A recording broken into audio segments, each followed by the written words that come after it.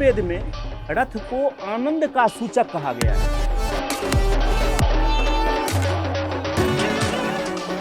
रथ शब्द को रस कहा गया है। रस का अर्थ है आनंद। इसलिए ऐसी प्रथा जो है, रथ यात्रा की प्रथा, ये शुरू हुई है एंजॉय करने के लिए, भगवान को भी एंजॉय कराने के लिए, क्योंकि भगवान ने खुद कहा है उत्सवे परमात्मा ना, परमात्मा को उत्सव प्रिय। ओम कृष्णाय वासुदेवा।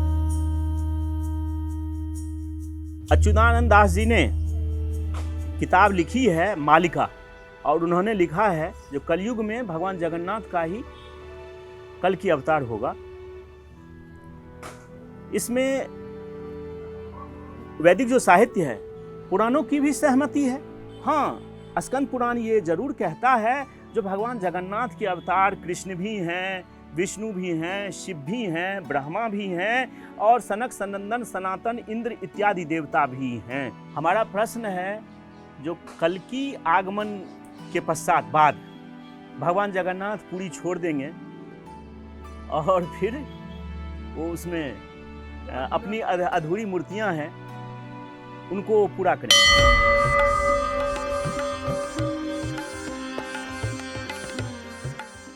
यत्र देवो जगन्नाथ परपारंग महोदधे बलभद्र सुभद्रा च तत्र माम अमृतम कृधि।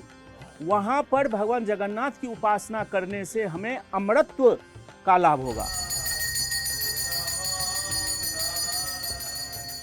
हम आत्ममुग्ध हो जाएंगे जब आप भगवान की गहराई में जाएंगे, आत्ममुग्ध हो जाएंगे जब आप देखेंगे। लिखा हुआ है, जो आस्ते लोकोपकाराय, लोकहित में, ब्रह्मांड के हित में भगवान रथ यात्रा करते हैं, देखने के लिए, संपूर्ण भुवन को देखने के लिए। जो भक्त हमारे पास आए उनको हम वरदान देंगे। हरे परमात्मने।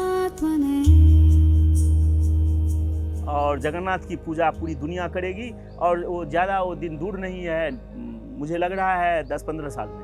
रथ यात्रा क्यों नहीं निकलेगी? सभी जगह रथ यात्रा निकलेगी, हर एक देश में निकलेगी, हर समाज में निकलेगी रथ यात्रा।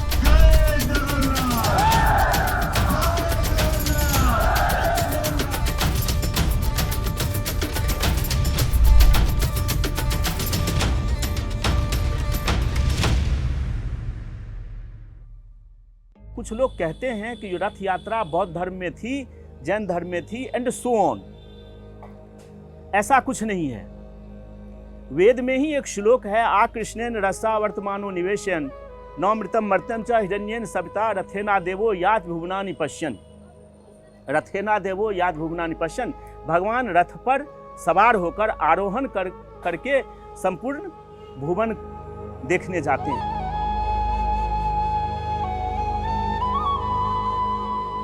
भगवान की रथ यात्रा होती है, और भगवान की रथ यात्रा होती है आषाढ़ महीना शुक्ल पक्ष, जब द्वितीया तिथि पुष्य नक्षत्र से संयुक्त हो जाती है, तभी होती है।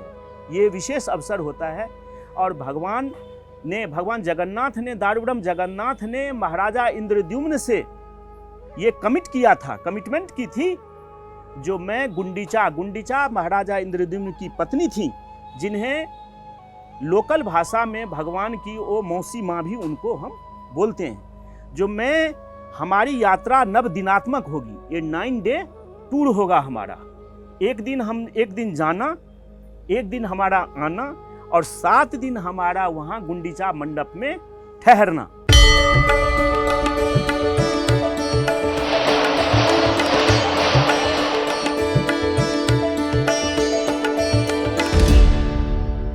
रथ यात्रा शुरू होती है यहाँ से कि उसका वही प्रभु ने जाना है मौसी के यहाँ।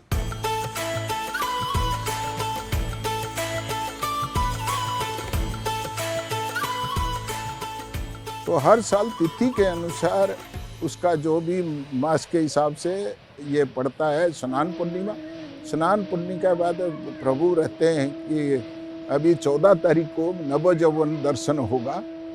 तो उसमें जो भी 12-13 दिन जो भी है, तो वो अणसर में रहते हैं। अणसर के बाद 14 तारीख को नवयौवन दर्शन है, 15 को सबको दर्शन देंगे। 16 तारीख को जो तिथि के अनुसार 16 तारीख रथ यात्रा का प्रारंभ है। फिर मौसी के यहाँ जाएंगे 24 जुलाई को। 24 जुलाई को जो है वो है क्या नाम है, बाहुड़ा यात्रा है, जो रथ वापस उलट रथ बोला जाता है और जो पुरी में मतलब उलट रथ बोली जाती है। उसके बाद अगले दिन सुना बहस होता है, वही रथ पे 3 दिन तक रहते हैं जगन्नाथ जी। अगले दिन जगन्नाथ जी के पास जितने भी पूर्वज हैं उनके लिए दधी हांडी फोड़ते हैं। जो उनके साथ जो भी नेगेटिव एक्टिविटी गई थी तो वहाँ पे उसको ख़त्म करके फिर वो लक्ष्मी जी को जाके मिलते हैं। फिर लक्ष्मी जी को पटो साड़ी देते हैं और रसगुल्ला देते हैं, तो उसके बाद फिर अंदर विराजमान होते हैं।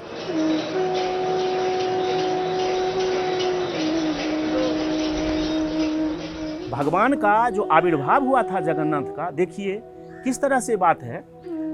हम आत्मुग्ध हो जाएंगे जब आप भगवान की गहराई में जाएंगे। लिखा हुआ है, जो आस्ते लोकोपकाराय, लोकहित में, ब्रह्मांड के हित में भगवान रथ यात्रा करते हैं। देखने के लिए, संपूर्ण भुवन को देखने के लिए जो भक्त हमारे पास आए उनको हम वरदान देंगे। ऐसा करने के लिए भगवान हर एक साल रथ यात्रा करते हैं। वहाँ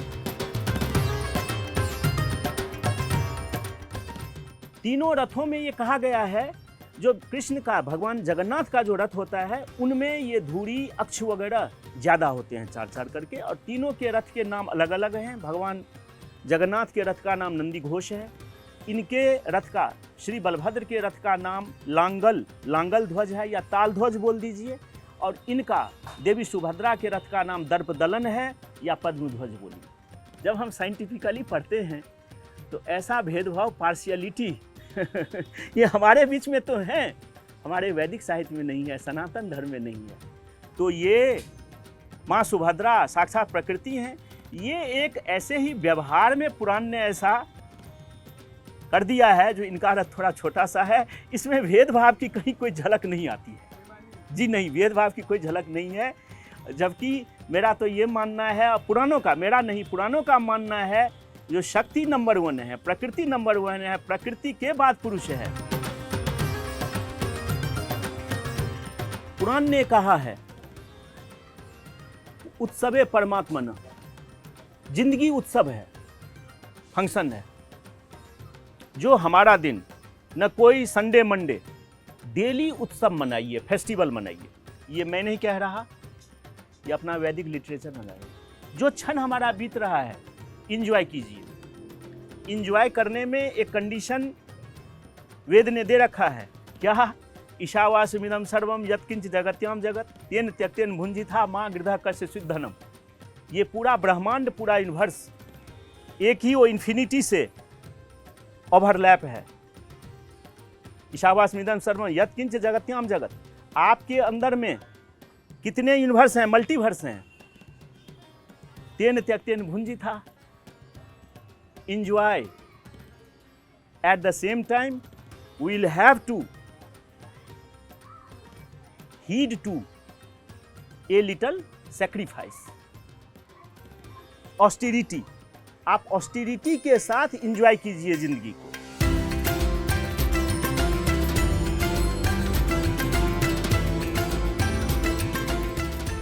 तो अब रथ शब्द, रथ का देखिए, उसमें अथर्ववेद में रथ को आनंद का सूचक कहा गया है।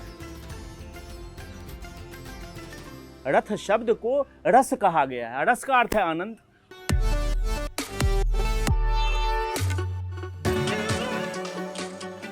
तो स्वाभाविक रूप से, नेचुरली, हम यहाँ क्या कर रहे हैं? मनोरंजन कर रहे हैं। मनोरंजन का क्या अर्थ है? मनोरंजन का अर्थ है, मनोरंजन का अर्थ है वही उनके साथ में साक्षात्कार करना। किनके साथ? जो सर्वोच्च हैं, द सुप्रीम सोल में। तो इसका जो इतिहास है, ये इतिहास है जो डेली हमें एंजॉय करना है, हर एक क्षण का एंजॉय करना है। एंजॉय करना है तो रथ का नाम ही है आनंद, रस। तो हम भी रथ पर चढ़ते हैं, और जो हमारे इष्ट देव हैं, कौन इष्ट देव हैं हमारे? भगवान जगन्नाथ। इनको भी हम रथ पर रथारूढ़ कर देते हैं। रथारूढ़ करके हम इनको घुमाते हैं, पर्यटन करवाते हैं, खुद भी पर्यटन करते हैं और हम भी पर्यटन करते हैं। रथ पर चलने में आनंद तो आता ही है न सबको।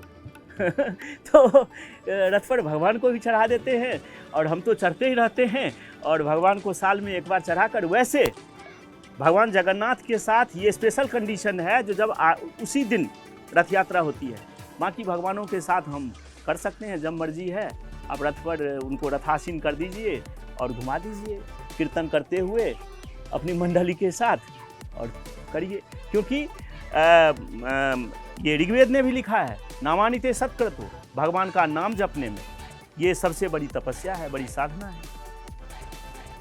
इसलिए ऐसी प्रथा जो है, रथ यात्रा की प्रथा, ये शुरू हुई है एंजॉय करने के लिए, भगवान को भी एंजॉय कराने के लिए। क्योंकि भगवान ने खुद कहा है, उत्सवे परमात्मा ना। हौज खास मंदिर से मैं कई सालों से जुड़ा हुआ हूँ, देखता हूँ जो भगवान का जो महाप्रसाद है। क्योंकि यहाँ की जो पूजा पद्धति है, हौज खास में जो पूजा पद्धति है, यहाँ जो पूजा होती है, जो भगवान की आराधना होती है या जो उत्सव होते हैं, वो पूरी पद्धति के अकॉर्डिंग, अनुरूप। और यहाँ का भी अगर प्रसाद आपने कभी प्रसाद ग्रहण किया होगा तो आपने देखा होगा, भगवान जगन्नाथ का प्रसाद अमृत के समान उनका माना जाता है। तो भगवान जगन्नाथ के साथ ये सबसे है जो उत्सव प्रिय हैं। अब उत्सव में जो कुछ भी हो, खाने में, पीने में, पहनने में, क्योंकि उनके वेश भी कई होते हैं, उनकी कई वेशभूषाएं होती है, सूना वेश, तो गजानन वेश। अभी आप 15 दिन भगवान को अभी बुखार हो गया है, उनको उनके दर्शन नहीं हो पाएंगे। अब नव यौवन दर्शन होगा तो भगवान के लिए वस्त्र परिधान, विभिन्न प्रकार की वेशभूषाएं होती हैं, उनको वस्त्र परिधान दिया जाता है। ये यात्रा पूरे देश भर में फैलेगी। भगवान जगन्नाथ को मानने से, उनमें आस्था रहने से हमें क्या फल मिलता है, तो इसमें ऋग्वेद ने क्लैरिफाई कर दिया है, स्पष्ट कर दिया है। जो वैष्णव पद मिलेगा, अदो यद्रो प्लवते सिंधो पारे अपुरुषम तदा रभस्व दुरहनो तेन गच्छ परस्तरम। साइनाचार्य ने अपने भाष्य में लिखा है, जो वहाँ पर भगवान जगन्नाथ दारु ब्रह्म हैं, वहाँ आप जाइए, उनकी उपासना कीजिए, आपको वैष्णव पद, जो सर्वोच्च पद है, उच्चतम इस शिखर पर आप जीवन में पहुँचेंगे। अर्थात आपको पुरुषार्थ मिलेगा। पुरुषार्थ में धर्म, अर्थ और काम, मोक्ष, ये चारों का संगम है, ये चारों आपको मिलेंगे। अब यहाँ पर प्रश्न है, जो भगवान की मूर्ति, जगन्नाथ की मूर्ति, जगन्नाथ चतुर्धा विग्रह की मूर्ति साकार क्यों नहीं? स्कंद पुराण में लिखा हुआ है, जो जब दारु वृक्ष, अलौकिक वृक्ष प्रकट हुआ था समुद्र के किनारे, तो अब इंद्रद्युम्न को, महाराजा इंद्रद्युम्न को चिंता सता रही थी। वो अवंती के राजा थे, उनको चिंता सता रही थी, जो इस अलौकिक वृक्ष से भगवान की मूर्तियां कैसे बनेंगी, वो चिंतित थे। परंतु स्कंद पुराण के अनुसार इंद्रद्युम्न पितामह ब्रह्मा के वंश के 5वीं पीढ़ी की संतान थे। तो स्वयं ब्रह्मा ने नारद, देवर्षि नारद को भेजा था इंद्रद्युम्न की मदद करने के लिए। तो देवर्षि नारद ने उन्हें आश्वासन दिया, महाराजा इंद्रद्युम्न को, जो राजा आप चिंतित मत होइए, भगवान स्वयं अपनी मूर्तियां बनवा लेंगे। यही हुआ। उन्होंने स्वप्न में भगवान के दर्शन किए। क्षीर सागर में भगवान थे लक्ष्मी के साथ, माता लक्ष्मी के साथ, और भगवान ने विश्वकर्मा को आदेश दिया, आज्ञा दी मूर्ति बनवाने के लिए। मूर्ति बनवाने के लिए तो 15 दिन तक विश्वकर्मा ने शर्त रखी, जो गृह द्वार को, घर के दरवाजे को बंद रहना चाहिए, घर का दरवाजा। और बाकी 15 दिन के अंदर में 15 दिन तक विश्वकर्मा बंद रहे, और फिर भगवान के चतुर्था विग्रह की मूर्तियां बन गईं। जब बन गईं तो रत्न सिंहासन पर वो प्रतिष्ठित हो गईं। फिर उन्होंने, राजा ने उनकी प्रतिष्ठा की, मंदिर की प्रतिष्ठा की, प्राण प्रतिष्ठा की। स्कंद पुराण ऐसा कह रहा है, जो ऐसा कुछ नहीं था, जो उनकी आधी अधूरी मूर्ति है। जो उनकी मूर्तियां हैं वो कंप्लीट फॉर्म में हैं, वो पूर्ण है।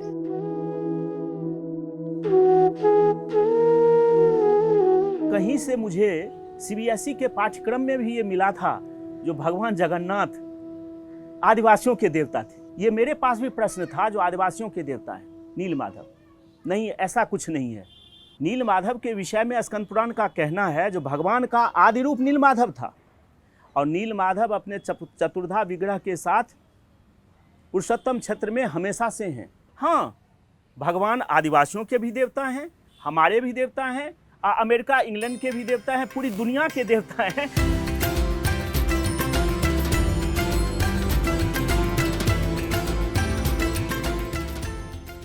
ऐसा भी कहा जाता है जो भगवान कृष्ण की लाश से, भगवान कृष्ण के शव से भगवान जगन्नाथ का संबंध है। स्कंद पुराण कहता है जो भगवान जगन्नाथ वहाँ दारु ब्रह्म के रूप में अनादिकाल से हैं, चाहे सृष्टि का सर्जन हो या विनाश हो, इससे उन पर कोई फर्क नहीं पड़ता, वो हमेशा से हैं।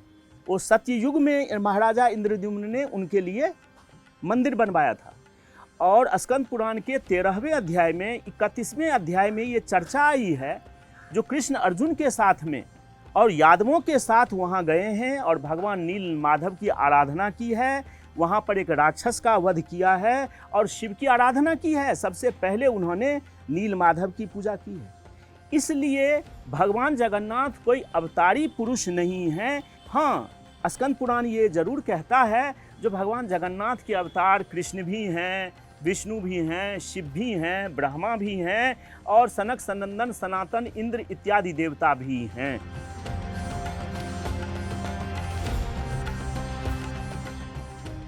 एक प्रश्न और भी है, जो भगवान की जो 4 मूर्तियां हैं, काष्ठखंड की मूर्तियां, उनमें कृष्ण का थोड़ा बहुत अंश है। जो स्कंद पुराण या पद्म पुराण, नारद पुराण या ब्रह्म पुराण में ऐसा कुछ भी नहीं आया है।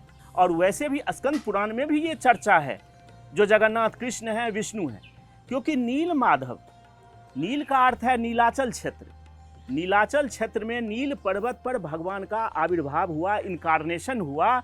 और माधव नाम भगवान विष्णु का है क्योंकि उन्होंने दुनिया के कल्याण करने के लिए, भला करने के लिए मधु और सूदन नाम के राक्षसों का वध किया था, उनको मारा था, इसलिए उनका एक नाम है माधव। तो माधव तो विष्णु का नाम है ही, और कृष्ण भगवान विष्णु के ही अवतार हैं, इसलिए कृष्ण कहेंगे इसमें तो ऐसा कुछ नहीं है। वो कृष्ण भी हैं, विष्णु भी हैं, उन्हें जनार्दन भी कहा गया है, मुरारी भी कहा गया है, गदाधर कहा गया है, पर ये उसमें कृष्ण का अंश है। इस पर स्कंद पुराण और पद्म पुराण में ऐसी कोई चर्चा नहीं है। अच्युतानंद दास जी ने किताब लिखी है मालिका, और उन्होंने लिखा है जो कलयुग में भगवान जगन्नाथ का ही कल की अवतार होगा। इसमें वैदिक जो साहित्य है, पुराणों की भी सहमति है, क्योंकि कृष्ण गीता में भी कहते हैं यदा यदा हि धर्मस्य ग्लानिर्भवति भारत अभ्युत्थान मधर्मस्य तदात्मानं सृजाम्यहम् परित्राणाय साधूनां विनाशाय च दुष्कृतां धर्म संस्थापनार्थाय संभवामि युगे युगे। स्कंद पुराण में भी भगवान शंकर कहते हैं कार्तिक को, धर्म संस्थापनाय वत्स नित्य नारायणस्य वै युगे युगे अवतारा ही क्रियन्ते लोकपालनात्। लोक पालन करने के लिए, धर्म की संस्थापना करने के लिए भगवान का युग युग में अवतार होता है। भगवान जगन्नाथ अवतारी पुरुष नहीं हैं, वो तो स्वयं सिद्ध हैं। तो भगवान विष्णु के जो 24 अवतार माने गए हैं अर्थात जगन्नाथ के, उनमें से अंतिम अवतार कल्कि अवतार होगा। हमारा प्रश्न है जो कल्कि आगमन के पश्चात बाद भगवान जगन्नाथ पुरी छोड़ देंगे और फिर वो उसमें अपनी अधूरी मूर्तियां हैं उनको पूरा करेंगे।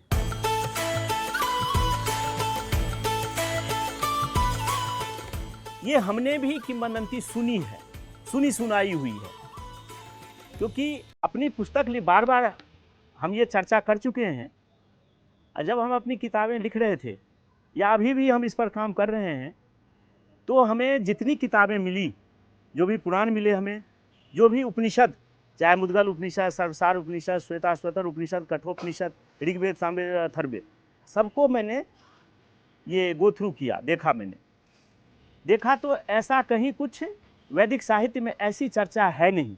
भगवान ने स्पष्ट कर दिया है, जगन्नाथ ने, धरती पर ये मेरा परमानेंट एकोमोडेशन है, अस्थाई निवास है। ये स्टेटस को मेंटेन करेगा, चाहे कुछ भी हो जाए, इसका कुछ नहीं होना है, ये रहेगा ही। और भगवान वहाँ हमेशा होते ही हैं, प्रिसाइडिंग डेटी हैं वहाँ के पुरुषोत्तम पुरुष।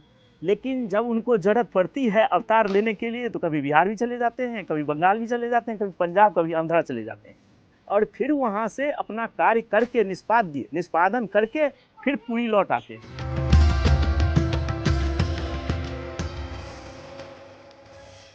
असल में आज की जो दुनिया है, जो केओटिक दुनिया है, अफरा तफरी है, अनिश्चितता का माहौल है, यहाँ अनसर्टेनिटी प्रिंसिपल, वो हाइजेनबर्ग का लग रहा है अनसर्टेनिटी प्रिंसिपल, जो आजकल लग रहा है पूरी दुनिया में, कब क्या हो रहा है कुछ पता ही नहीं चलता है। नहीं, वहाँ क्या हो रहा है, वहाँ क्या हो रहा है, ये क्या हो रहा है, हम समझ ही नहीं पाते, तब तक दूसरी घटना हो जाती है। ये अफरा तफरी का कुरान भी कहता है और भगवान का भी कहना है।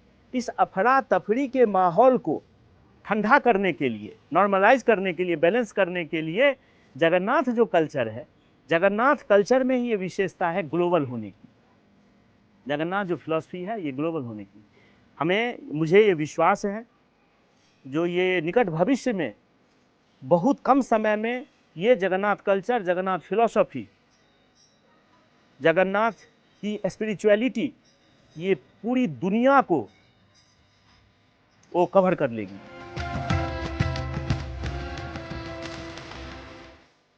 रथ यात्रा क्यों नहीं निकलेगी? सभी जगह रथ यात्रा निकलेगी, हर एक देश में निकलेगी, हर समाज में निकलेगी रथ यात्रा।